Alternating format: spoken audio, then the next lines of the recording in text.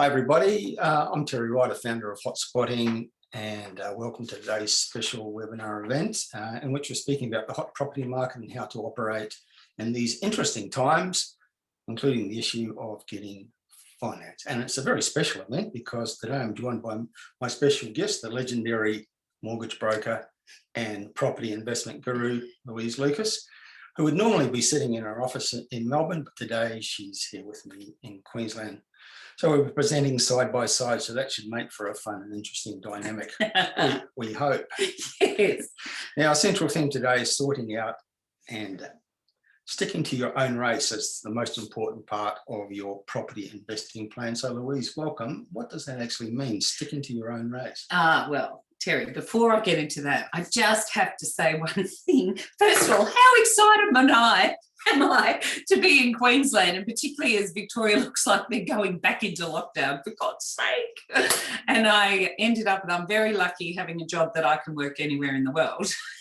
But this is particularly fun today. And I thought this was my excuse to visit Queensland and talk to Terry and see what's happening in other markets across the country and catch up with lots of clients up here as well. So it's been an absolute thrill. I'm so excited to be up here. I can't tell you all. Oh, you might not be able to go home anyways. No, well, they'll take me back. It's getting back out again. That's the problem. So I'm just tempted to stay. But anyway, always contactable on phone and email. But one thing before I start, just got to give you the, just financial disclaimer. This is general information. If you want actually specific review of your portfolio and your financial situation, please just call us. Okay, so I've just got to give that as a heads up before we begin. But we were talking about running your own race. So back to the question. Back to the question I asked you 5 minutes ago. But that's okay, because one of the things I find is people are getting, like we're talking, okay, let's go back to the plan here for attack for today. There are 4 things we want to cover off.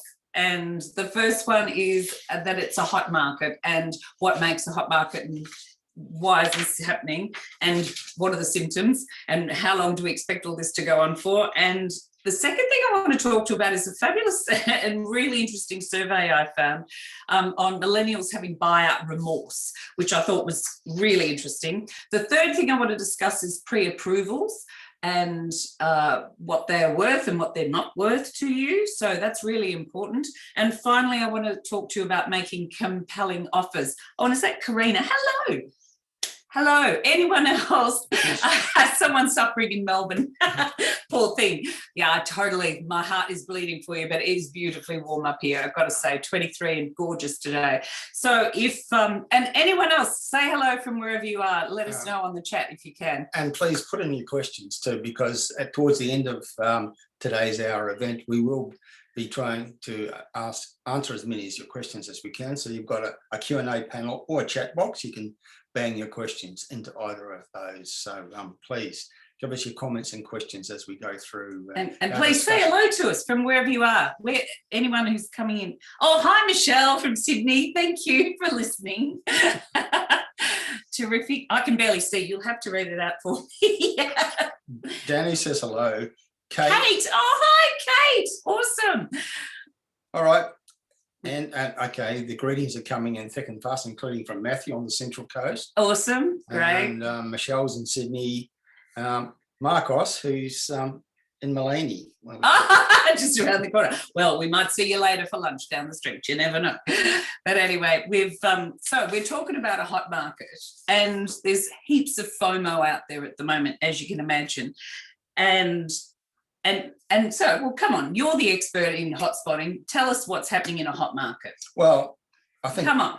The key thing is why we have a hot market. And I think it's really important for people to understand the reasons why the market is as strong as it is, because I think the key point is that there are so many different factors feeding into it. Therefore, if one of the factors is eliminated, it's not necessarily going to stop the market being strong. Oh, okay. Because what we're getting from media is, well, what, home builder has ended, therefore maybe the boom will end. Well, home builder didn't cause the boom. It's just one of, well, I've got 16 dot points on my list. Oh, okay. So stock it to us. Give us your 16. Yeah. Thick and fast. Go. Okay. So I'll just work my way through my list of dot points and the reasons why I believe we have the market that we have, which is probably the first genuine national property boom since the start of the century, when 2001, 2 and 3, when we had, Okay, yep, we that was the did have last a one, big 20 years ago.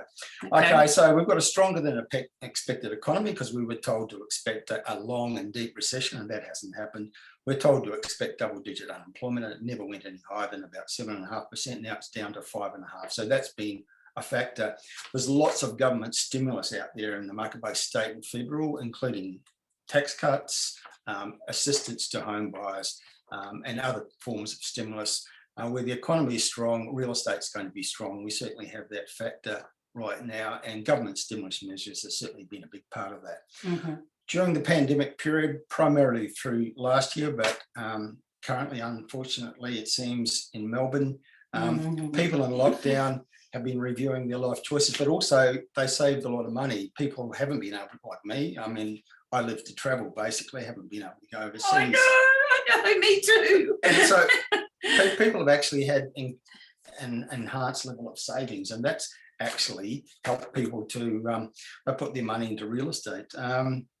Ultra low vacancies, that's a huge factor. We have, apart from the CBDs of Melbourne, Sydney and Brisbane, we have vacancy rates in most parts of Australia below 1%, which is ridiculous. Yeah. That means rents are rising strongly. And when that's happening, prices will follow inevitably. We know that to be true from history and our research. And in many parts of Australia, we've got to the point where it's actually cheaper to buy than to rent in probably most parts of Australia.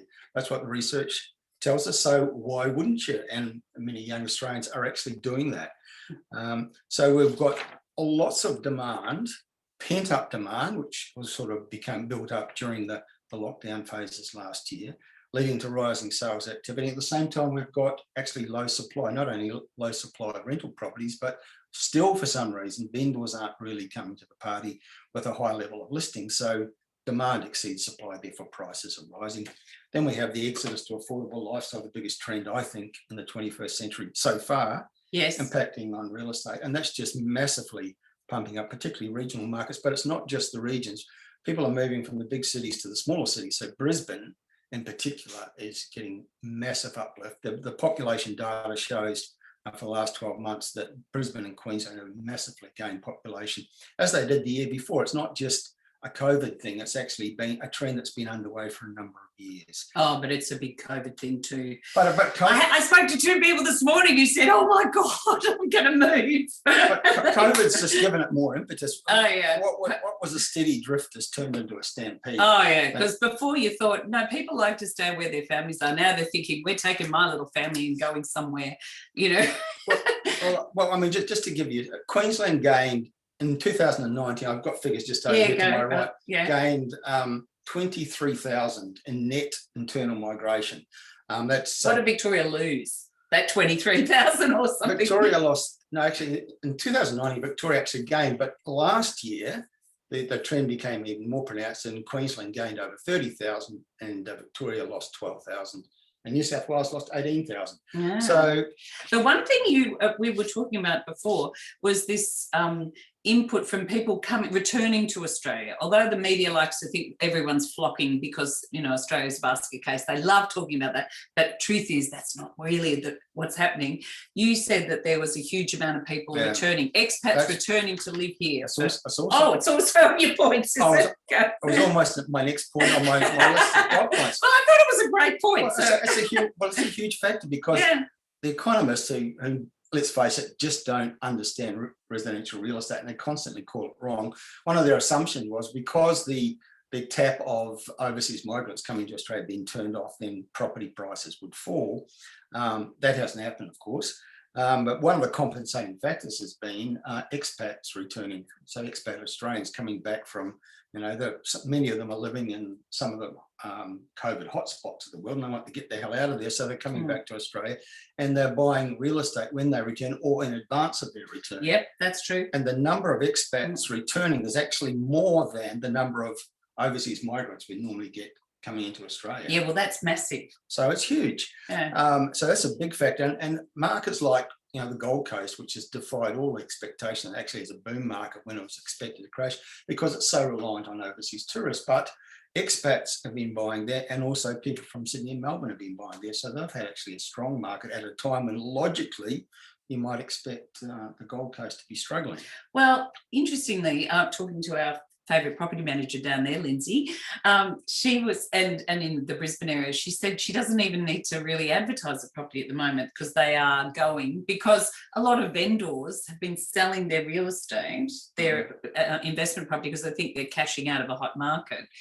But tenants are struggling to find places, and she just pops a notice up on Facebook and she's inundated with applications. So there are still plenty of people trying to rent, but in the right places. So look, honestly, the rental market is massively undersupplied, and I think it's a national crisis that the politicians just don't seem to even be aware of.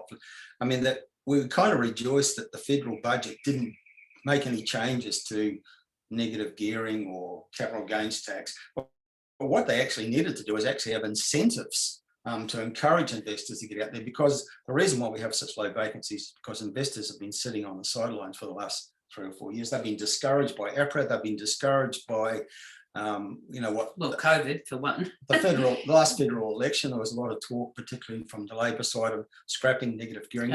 All those sorts of negatives have scared off investors, and they haven't come back in large numbers yet. But that's one of the things that's going to give longevity to this, because they are starting to come back in now. And when they come back in large numbers, probably driven by FOMO, which is the wrong motivation, but nevertheless, that's going to give it longevity. Look, the big infrastructure spend. I'm kicking you under the table. Try not to do that. The big infrastructure spend that started now, but it's going to extend over the next few years. That's going to just keep pumping up the real estate market, because this big infrastructure, multi-billion-dollar projects create enormous economic activity and jobs, and improve the amenity of. But our problem is now people that strong, the unemployment's going down. There aren't people to fill jobs. Well, that's part of the. This is a huge problem in the building sector. I mean, there's a lot of media out there this week, in fact, that we've got masses of people sort of buying land and wanting to build, but trying to get builders or get builders at a reasonable price, because the cost of roofing is doubled and the cost of framing's increased like 30 or 40%, because there's so much demand, and the builders can only work so fast. And it's really hard getting. I've got clients who've been trying to get a builder to give us a contract. It's really hard to get one and to get them, knuckled down so that we can actually go and apply for them. There are other reasons on my list, but just to summarise, I mean, just this thing that I think is really, really a big factor, which nobody sort of talks about, and it's an intangible. But the last year was a time of fear and uncertainty, and when people are fearful and uncertain, they retreat to, I think, what they know to be solid and safe. Okay. Bricks and mortar has that perception in Australia. I think it's been a factor that people in that fearful time have said, okay, we're going to put our money into something that we know we can depend on, and real estate has benefited. Yeah, but look, so's the stock market benefit, really. Yeah.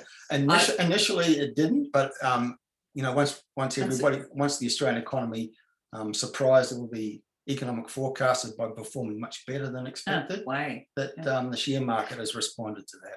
Yeah, one thing I want to bring up with last year, when you mentioned about how poor the economists are, when CBA announced that they suspected, I couldn't believe they even put this out there, that real estate could fall by 30%. God, what on earth? What planet are you people on? They clearly had nothing. Their heads were so far down the plug hole that they couldn't see the wood for the trees. That was never happening.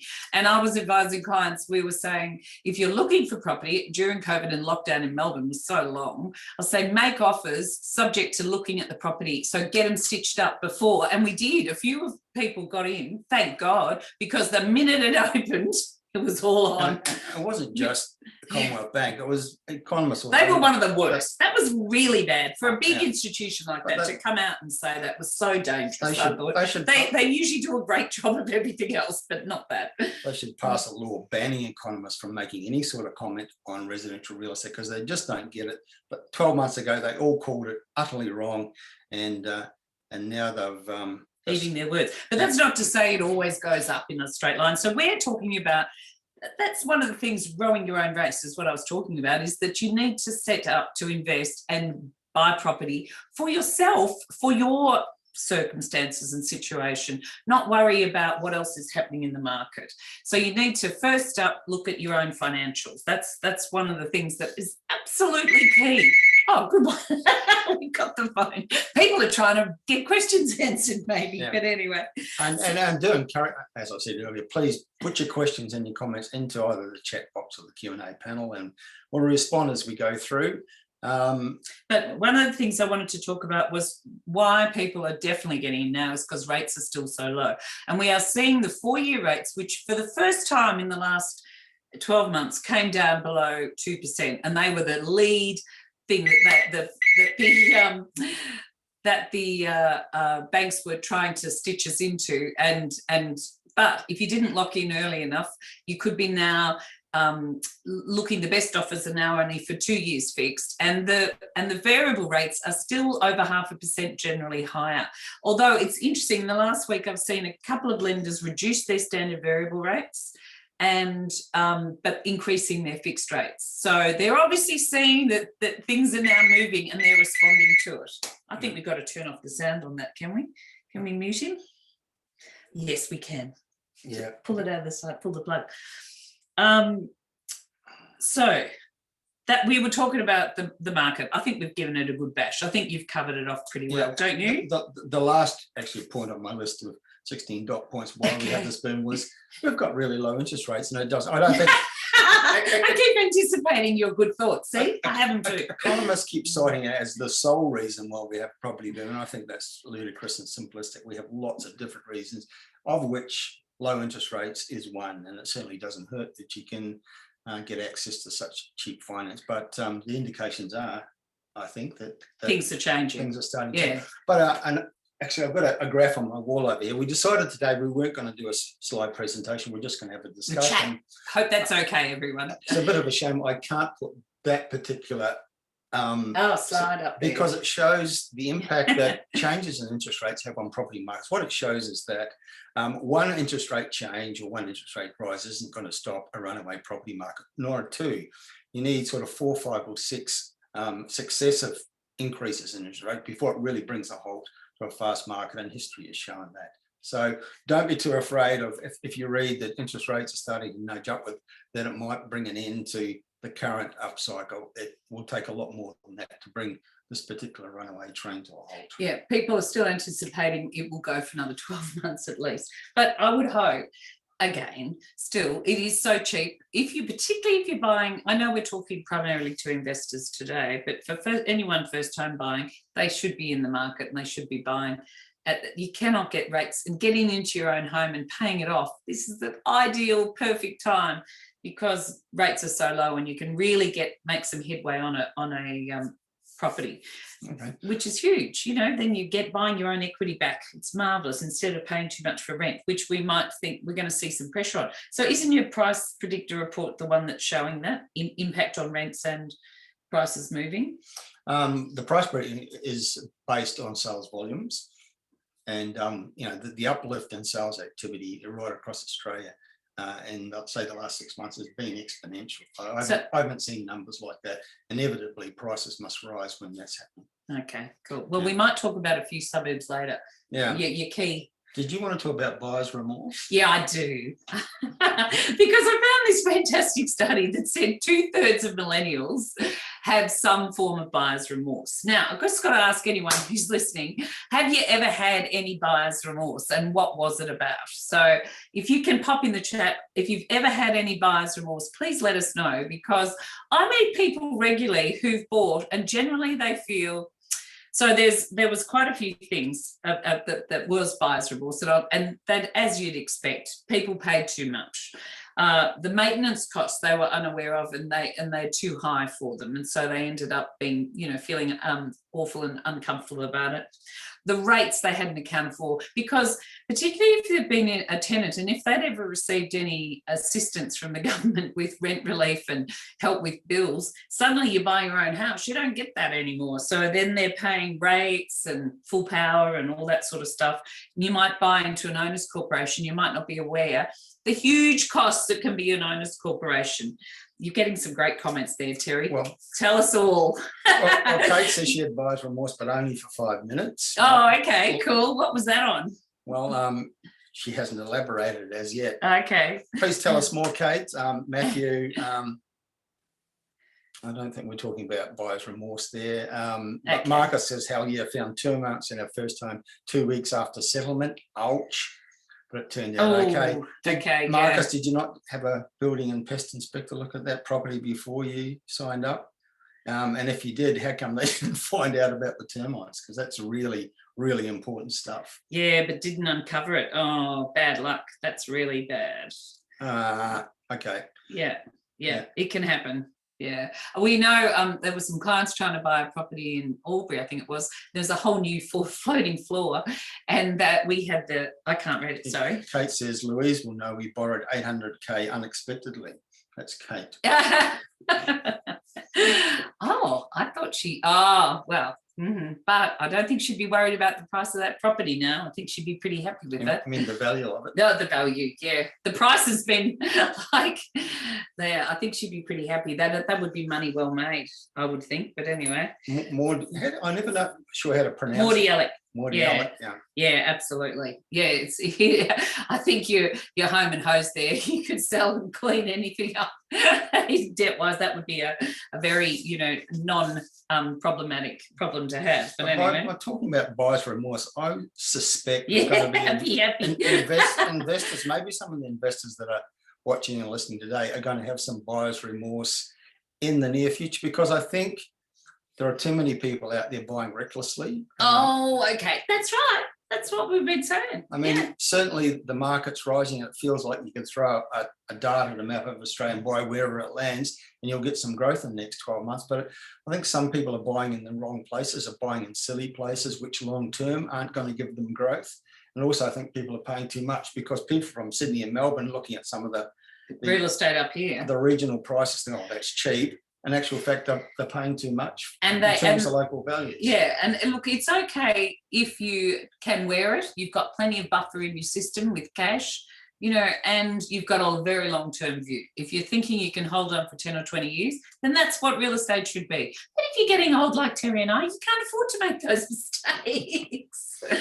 So nothing personal, it's mutual. But anyway, and some people think, but I would be really wary in watching about body corporate fees. That was definitely, the main thing was also people buying and then realising the home was either too big or too small for them. Crazy, I know, but anyway. So the lessons to learn from being in that situation, and actually it was interesting, it was a good study from our point of view, because baby boomers had less remorse all over. Andrew's got an interesting take on buyer's remorse. He says it can work the other way. I wished I'd bought more investment property before the market rose strongly. Yes. I'm sure you're not Robinson Crusoe with that one, Andrew. And the other problem we were talking about is selling real estate. That's the real no. People extraordinary. They often ask me, oh, look, that property isn't growing, I'm just going to sell it.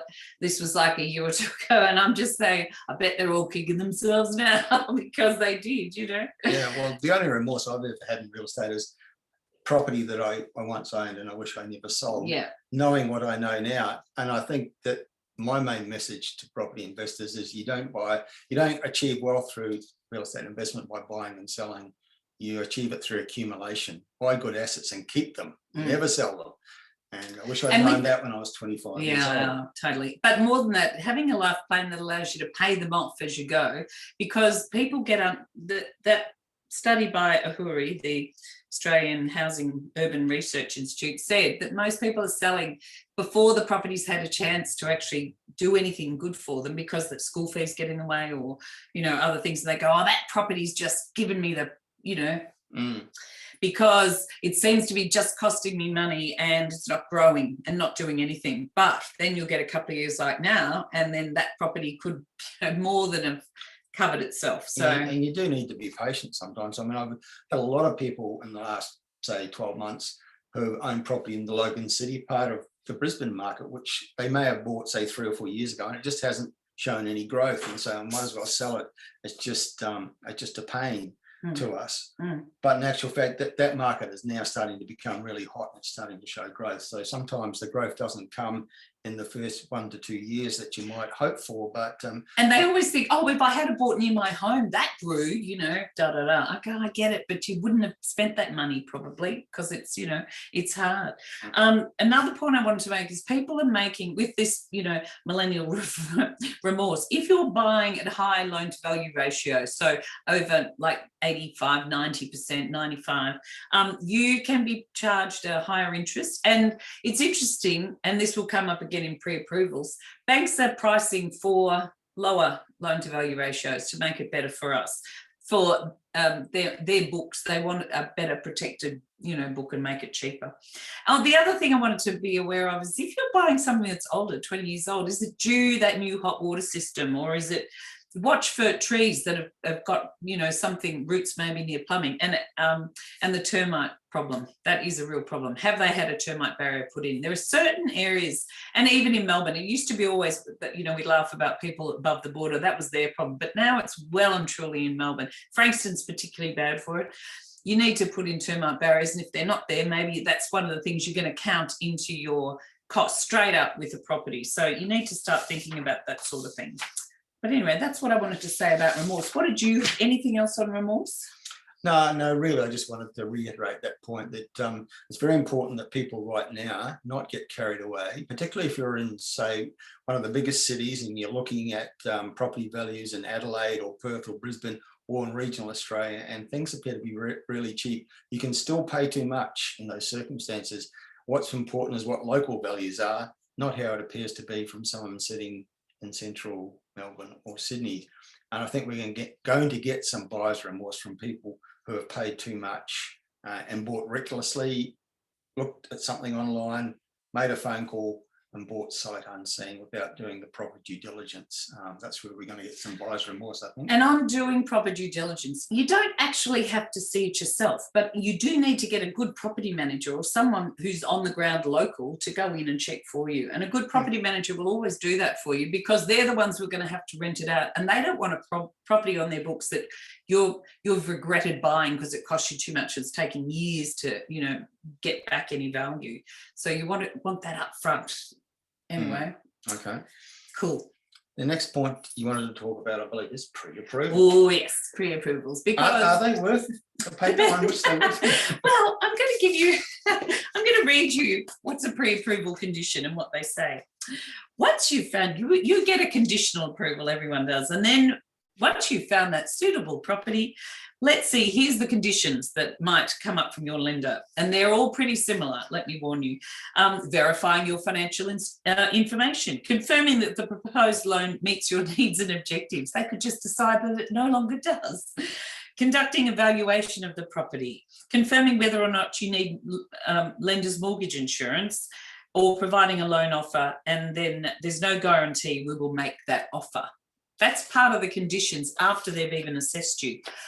Another one, normal lending criteria. So it's like they haven't looked at it at all. Verifying of information provided in your application, and a provision of a security that is suitable to us, so that they can actually refuse you. These are all conditions on actual pre-approvals.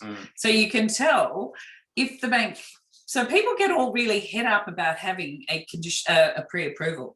But the reality is most lenders at the moment are not doing full assessments on pre-approvals, mainly because they haven't got time. And we are, like them, so busy. Lenders are so busy at the moment. That's, as a side note, don't offer a short settlement. It's not going to happen at the moment. It's very, very difficult. So is there any point at all in having a loan pre-approval? What you need is a good broker. I'm just saying. But you want a good broker to have assessed you, and get, by all means, submit your application, because what it does is gives you a hit on your credit file, and then it triggers any problems that might come up later. So a good broker. The other thing is, the minute you've got some sort of semi-pre-approval, it might not mean that it's been assessed, but at least a broker's done the work on it, hopefully for you. What concerns me is then people go out, and we've had cases of people then go and do afterpay, which then comes up on their credit file again. They increase the limit on their credit card because they wanted whatever. They go and get personal loan for furniture and other rubbish, all in, or buy a car. That's the perfect one. And then they don't no longer service. They go, but I already had the pre-approval. No, if your circumstances change, let us tell you absolutely categorically, do not go and do anything that will change your credit position between the time of your pre-approval and the time you actually buy the house. One guy actually went and gambled, at his deposit because he didn't think he'd need it anymore because he'd already got the pre-approval. You know, like, it's insanity. So think really carefully about pre-approvals. Look, some lenders... Apparently there's no vaccine for stupid. No, yeah, well, we can only hope. But it's okay because we will do our best to help even no matter what. But there's only a very few lenders who are doing, someone's written the same, no cure for stupid. And that was, Dakin, I just wanted to respond to that point in the chat box. So can you list the points in the chat box? I can't actually do that because there's too many of them. I assume you're referring to those dot points of mine about the reasons why we have this hot. Yeah. Dakin, if you could just send me an email. No, what you can do is cut that segment up and email it out. So anyone doing. who wants to get those dot points of mine about why we have the hot market, send me an email, Ryder, RYDER at hotspotting.com.au, and after the event today, I will just cut and paste that into an email and send it to you. Cool. But just back on pre-approvals. So, the other thing people do is change jobs mid pre-approval. If you're changing your jobs, some lenders will allow you to be on probation and one day in the job. Most of them won't. So even though it might be, but you go, I got more pay, Louise, I'm earning a lot more. It doesn't count. And Kate is asking, is JobKeeper affecting pre-approvals? Oh, it's been really hard. Some lenders have actually refused to deal with people who've even received JobKeeper at some point, and like so many did. Yeah, that's been a real problem. Yep. So when you're going for pre-approval, one of the things I want you to consider is keep yourself clean for 3 months, okay? Don't do anything that might upset your accounts. What now? Kate says she's doomed based on what you just said. No. 3 months clean and you're good, Kate. That's all good.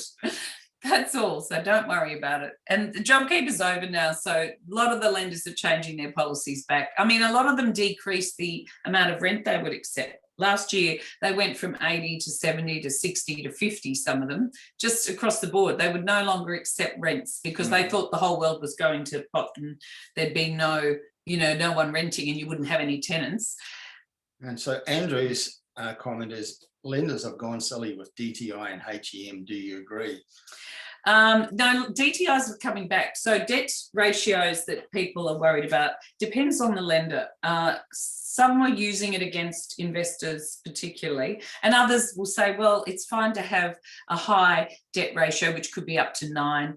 If you've got an investment property, that's acceptable. But usually it's below 7 for most people, and if that's just for owner-occupier. So your debt ratio is less of a problem. It depends all on your other circumstances and other income. What they did do was reduce the amount of rent, as I said, that's acceptable. Of course, then that made it much more difficult to get a loan. And the other thing is, please pay your bills on time. People don't realise just being a day or two late all the time shows bad conduct to a lender. And if they've got that much business up front, if they're looking for an excuse to not give you a loan, they'll find it. So you need to be really clean and clear about what you're doing when you've got this in place. Okay, so that's just some of the tips I've got for people on that. Yeah. Okay. All right. And yep. Andrew says the majors will only accept 60% rent. Is that? No, that's not true. No, some have got, I think, pretty well certain. No, NAB and CBA and ANZ, I'm pretty sure they've all gone back up much higher. One of the messages I've learned through dealing with you many times for my own stuff is that there's not one situation out there. There's so many different lenders, so many different products. that, and some are so much easier to deal with than others. Oh, true. And it depends entirely on your circumstances to fit to the lender. That's another point, though. You can have a pre-approval at one lender, but they might not accept your postcode for your security, you know, because you're buying wherever. And that can be in a central CBD a point, you know, like it could be an apartment in a CBD area and you think, well, how the hell can this be a problem, you know? But that lender just might have too many loans in that particular building, so you won't be able to lend there. It's got nothing to do with you. So that's why you need it. There I go again, but you know, a good broker does help with these sort of things. I honestly don't know how anybody out there wanting to buy either as a home buyer or as an investor can actually get through the process without a mortgage broker. Yeah, they must be really very simple and basic, because most people, it's so complicated now. It's a really complicated business. And it's so important to have that kind of expert advice on board, because there are so many different products, so many different circumstances, and the best deal for you, you might not be aware of unless you actually engage the services. Yeah, because there's some great products out there. It can be, and do you want offsets, or do you want to fix it low down and keep it there for years, or do you know you're going to move it in a couple of years? So it's worth reviewing what your plan is, not just the loan. I mean, I remember the last time I went through the process with you, and we were dealing with one of the majors, and they were being such a pain in the ass that we eventually gave up. Oh, yeah, we did too. And switched to one of the So much for them offering. And it was improved within 3 days. Yeah, of course. It was like just a difference in attitude. Well, some lenders with self-employed are just not going there, and I think they don't employ people with a brain, or don't train them. That's not true. I'm not being fair, because truly, it's not the staff's fault. It's the organisations, because people are always trying to do the right thing and try to do their job, but they're dealing with the tick box. And if you don't fit the tick box, then you get, you know, rejected. Well, that doesn't. And then they keep going, oh, I've got to refer it for hire.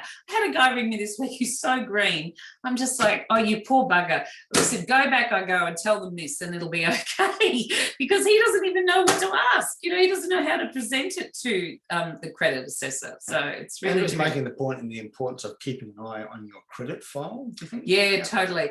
And I advise people to go to mycreditfile.com.au, which is run now by Ilion or Vader, which is Ilion, a big international company. They are the ones who've probably got the most on your file. And you can see now on your file, they can see a lot of the lenders are now not even asking for documents, because they can see whether you're paying on time or not. They can see whether you miss a payment. They want an explanation for everything. So watch out. You know, and Danny's making the very perceptive comment that the best brokers wear red glasses. God love you. I hope these are red. Red and pink. More pink, I would have thought. Yeah, well, I have to put on my red ones. Hang on just a minute then. I've got glasses everywhere.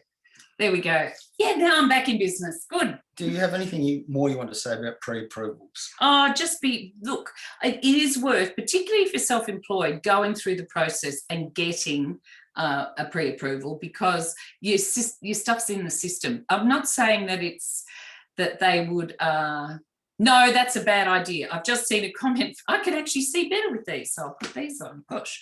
No, they do not need a credit card. You do not need a credit card to prove you're credit worthy. That's a very old thing. Is that an upselling technique for banks, is it?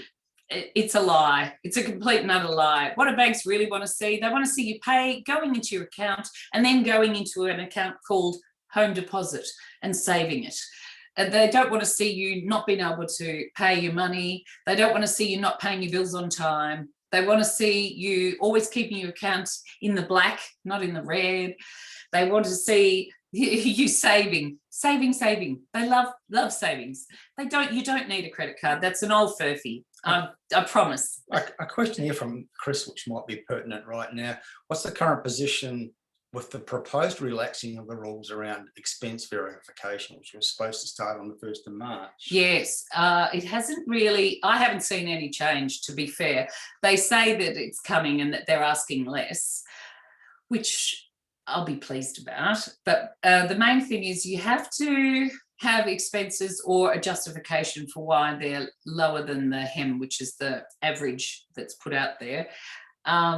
And supposedly Josh Feinberg's still trying to get this through. There is a hold up. Pauline's holding him up, I gather. But anyway. Oh, great. Yeah.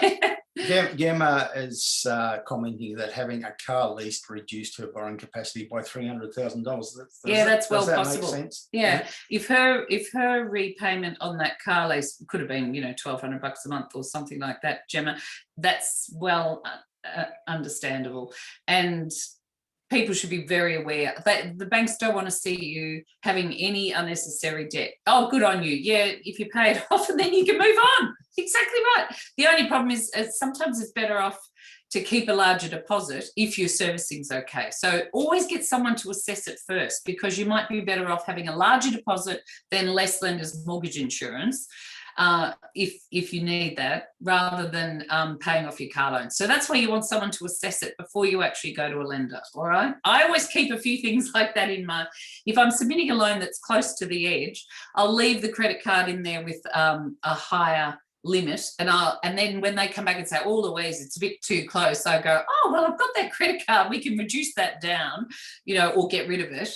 And most clients will go, yeah, just get rid of it, because they'd rather have the house, which makes sense. It seems to me it's really important for people to have a conversation with somebody like you before they get too deeply into it. It doesn't cost anything to have a chat with you and get a feel for what's going to make a difference to your loan application, things like the car lease or the personal loan to buy a television set or something. Yeah, and because they go, oh, but it's like Afterpay. I'm not paying any interest. It's free. Yeah, no, it's not. And I think the banks are particularly negative on Afterpay and the Zip Pay and all that is because they're not controlling it. So, and people have like 20 grand available in Afterpay, and although you're paying it off, they see it as debt. So watch out. Close them down. Get letters before you go and apply. A point you have made in the past, I know during previous webinars we've done together, is like if you know that you're going to be wanting to apply for a loan, say 2 or 3 months from now, start now with some discipline with your spending and have a couple of months clean living. A couple of months clean. And I had a great client recently tell me she's shopping at Aldi, and because then all she's got in her trolley might be white bread, cat food, and 6 bottles of bubbles, but it all just shows up as groceries. So there's no, alcohol consumption shown, like no Dan Murphy's or any of the others. I thought that was hilarious. She goes, I'm just shopping at Aldi now because of that, because they include it as a general grocery item, which I thought was hilarious. But anyway, because they are looking for that sort of thing. The other thing they watch for is online betting. So make sure you're not doing anything like that. A question here, because the major banks are such a pain to deal with, what are the alternatives, especially for self-employed borrowers? Oh, there's heaps of alternatives. It depends on your circumstances. So self-employed, I would advise you probably at the moment you wouldn't go to ING with self-employed because they particularly don't like them. So you want to make sure you go to lenders who are well familiar, and I've had great success with some lenders like MyState, Teachers Mutual, Macquarie, of course, they're awesome with self-employed. Westpac has a niche that they use, which for people who can't understand financials, and they just use notice of assessment. If all your money is paid directly to you, then that's an easy one to go with, but I wouldn't personally use them for that. I like to include everything that's available in a tax return for self-employed people. So there's heaps of options out there, plenty of lenders who'll consider it, just depends. And I'm sorry I can't give you any more names off the top of my head, but anyway. But I mean, it just seems to me that there's a loan product out there that almost for everybody. Yeah, absolutely. Because it's look, unless the circumstances of the property is often a problem. People might have bought a property with a shared wall that might be a problem, or not built, or all sorts of issues. That can be an issue more than the actual loan for your circumstances. At the moment, they are back doing low-doc loans with an accountant's letter and your own self-declaration. So they're not even looking at your accounts. So that's pretty flexible, for self-employed. That's amazing. But anyway. The fourth and final main thing you wanted to deal with today was how to make a good offer. Well, one of the things I find is people get badgered by real estate agents into going, oh, I'll go unconditional of finance and I'll go unconditional. In fact, like I've said this before, one Wally in New South Wales was saying, oh, if you pay $50 a day, then we will give you a cooling off period. Like, What? Yeah, surely that's illegal. Like, whatever the agent's telling you might not be true. So please, please ring someone who knows. Ring a proper solicitor who you can deal with and a good broker, because they will warn you of some of the issues that are coming up. You can still ask. One thing We're talking about contracts and the conditions on contracts. And people are just waiving their rights because they think they are not allowed to have those things. Don't get sucked into that. If your offer is reliant on you getting a proper valuation, a building and pest inspection, one of the things that's helped us win in the past has been saying we'll do it in 3 days, not 7.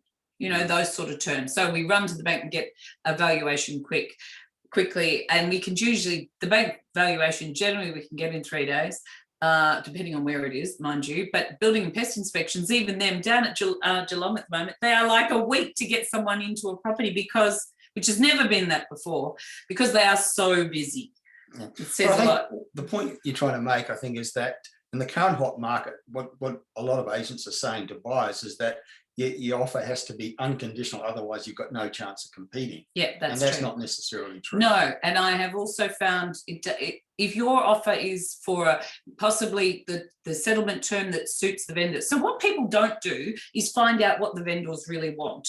And I've got some really good tips that I've been doing this a long time, but I actually read a book recently by Chris Voss from, his book is called Never Split the Difference. Although I have found splitting the difference with real estate offers often works really well. So what I would suggest is people often say, when we're asked for, to go up a certain amount, I often say to people, tell them to split the difference and we'll go in the middle and see if that will help them come to the party. I've had people buying in the last month where the agents have said, you have to sell at this price and buy, and you'll never get that property. And then they've taken the offer with the finance clause to the vendors, and the vendors said, yeah, that'll be fine. That's okay, I agree. So don't get badgered into something that you don't want to have to, you're going to give you endless stressful nights, and you could lose your deposit. And what's more, not only can you lose your deposit, if they end up not being able to sell it for the same amount that you bought it for but couldn't proceed, they might be able to sue you for the difference. So read your contracts, get a proper solicitor to look at it.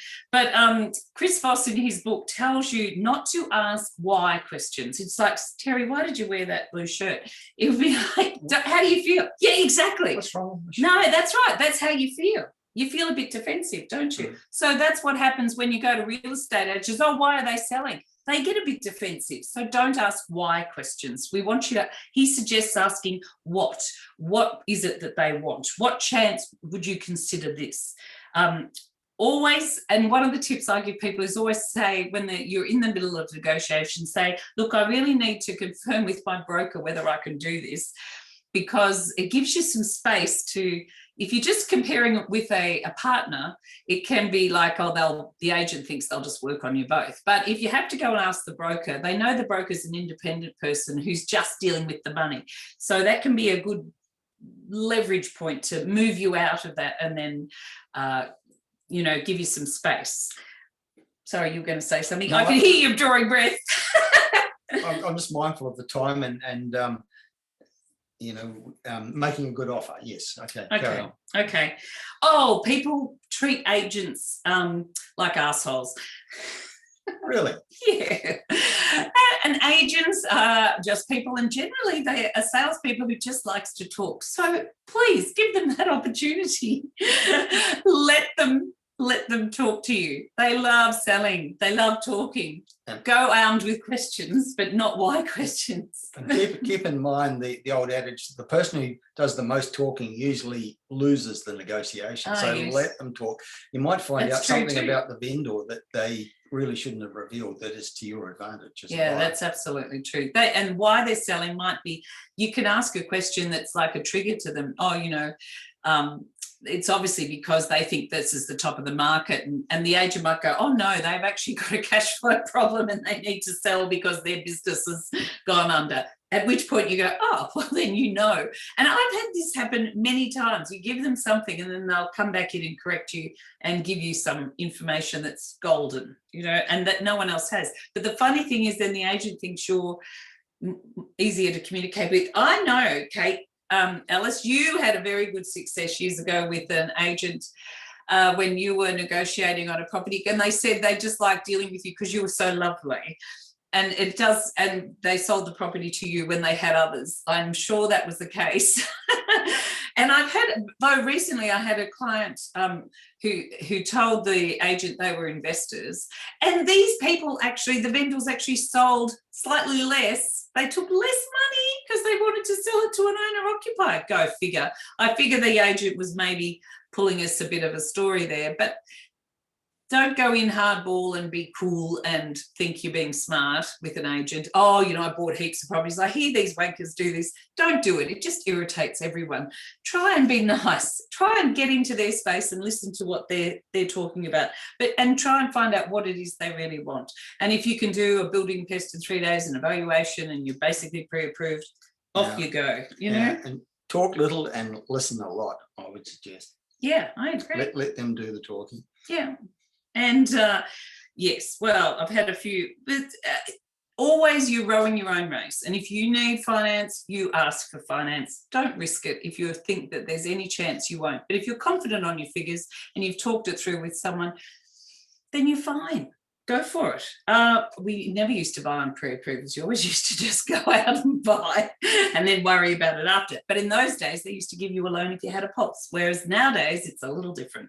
And so you wanted those three months of clean accounts. You don't want to have opened any extra credit, One phrase that I found that was quite useful might be to say to the agent when you're in the thick of the negotiating and you're getting really close, you could say to them, well, it seems like you are powerless here to get us what we want. And that can often trigger oh, no, I'm not powerless. I can do this for you. So that might help them go fight for you. And the other thing is never close off the negotiation in a negative way. I want you to always leave them feeling like they could go back to you, because inevitably people will come back to us and say, oh, those other people had the great offer, much better than yours, but they didn't end up being able to go through. We'll now sell to you because you were the nicest person I dealt with. And I've had that happen for sure. So please always leave it open. Say, look, I'm sorry, that's my race is run. I can't go any higher. And I know that now. And you know that now. That's where I'm at. And then leave it. But say, if anything changes, please make sure you come back to me, and always then follow up in writing. I really appreciated dealing with you in this negotiation. Thank you for your time, for considering my offers and taking them to the vendors. I really appreciate your support. Be nice. People like people who are nice, and they like to sell to people who are nice. So I find that a winning move every time. Okay. All right. So to summarise how to make a good offer. Go for it. Give me how to make a good offer and a bumper sticker. No, you should have. I needed a clear. I'm worn out now. I don't know if I could do that. I'd say be strong, quick, clear, and kind. There it is. There's your bumper sticker. Gemma is asking the question, for property development, is it better to get a retail loan with one lender and a commercial loan for the construction with another later, or get one loan for the acquisition and construction and pay more interest but have less hassles? I'm not sure that you can. I don't know why you're trying to do that. Mostly, if you're borrowing on the property, you need to do the construction with the same lender, because that's what the security is. No lender's going to allow you to borrow for a construction on a property they don't own. So, Gemma, I'm not sure what you're trying to achieve there, but that's not usually the case, not ever. If you're borrowing to construct, the land is what you're constructing on. It has to be with the same lender. Okay.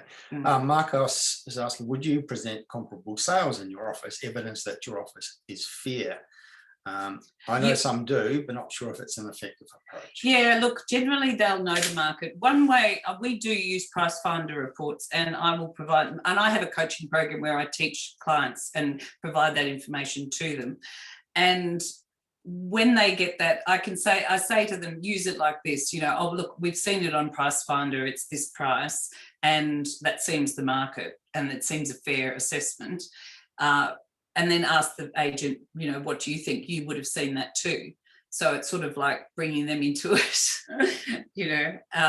rather than badgering them. And I think you're right. If it's low, it might be because it's out of date. So that's not really going to help you, is it? I do recall actually buying the property where we're currently sitting some years ago. Yes, which is gorgeous, by the way. My offer was quite a bit lower than what the vendors were hoping for. Yes. But I got 2 independent valuations that supported my offer, and I presented it to them. So look, here's the proof that my offer, and they said, yeah, okay. Yeah. They realised through seeing those 2 independent valuations that their position was actually, over the odds. It was not a reasonable price in the current market. So yeah, that can help. Yeah. I've just found generally it will be a bank val that gets done anyway. So, well, that's another story altogether. But anyway, yes, I concur that could work, but I generally don't find people, if they're particularly in a rising market, they've made up their mind about what they think they want. And sometimes they just have to be softened up by the agents. So we wait to see if that happens. And then this is asking and making an offer for a property. How do you decide on the right price to make the offer? Well, the main you've done your research on the area, but first up, what do you want to pay for it? What's it worth to you? What's the assessment going to be? If I pay this much, like you've told me before, when you're negotiating property, here's the rent, this is what I'm prepared to pay, because if I pay this much interest, this is how it'll work out. And any reduction in interest is then a bonus. So you've done your own figures, and that's how it should be. You work out what the property is worth to you, not necessarily what they're asking for it or what the return is. Particularly for an investment, you really need to know on your figures, is this going to work for you? But people go, oh, but I've just got to pay what the market asks. No, you don't actually. You can just offer what you want. And particularly right now, a lot of people are going to be asking very, very silly prices because I think the market's hot. Well, ask a silly price, we might just get it. But I mean, in simple terms, I think you can, what you're asking about, I think, Nandish, is about comparable sales, and you can easily access those online through something like data. Even real estate, realestate.com gives you comparable sales on every property. And gives you an idea what recent sales have sold for of comparable properties in the area, and that's should give you some guidance. In Victoria, they've got the section, the buyers have to give you, the agents have to give you an estimate range, and they have to provide some comparable sales to give you a clue too. So that's really useful down there. It's really frustrating buying interstate where they don't provide that.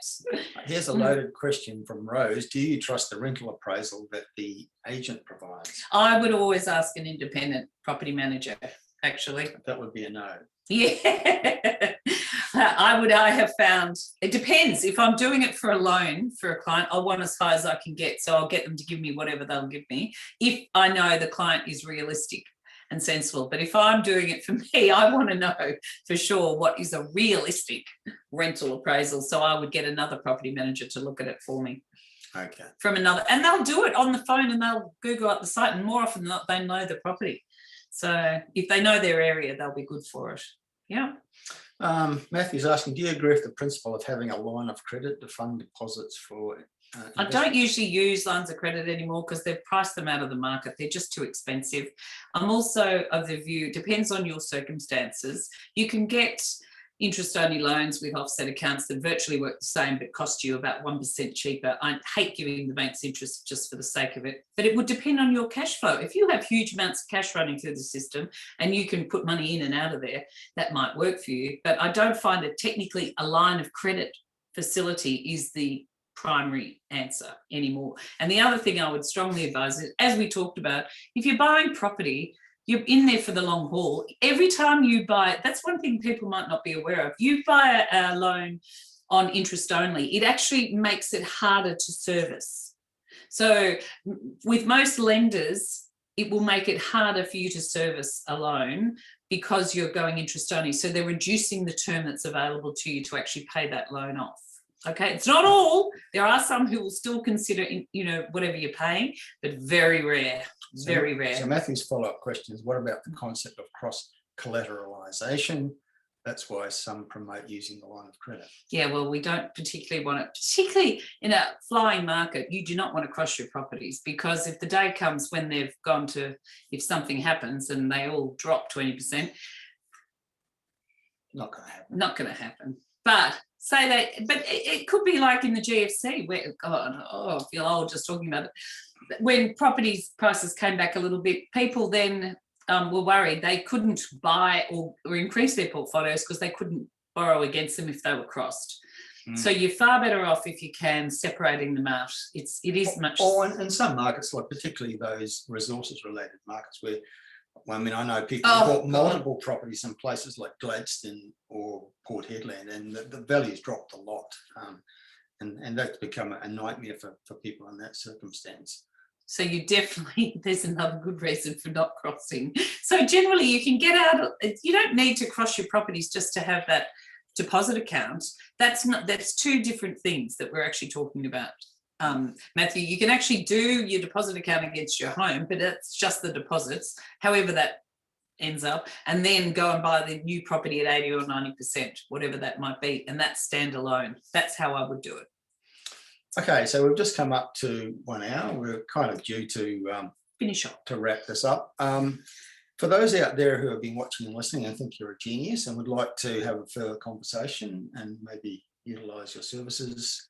How do they contact you? Cool. Please call us. Oh no, go to propertyed.com. That's it, propertyed.com. We're the property education company. We're easy to find. Please come and have a look, and we've got lots of good calculators and case studies on our website and lots of good information.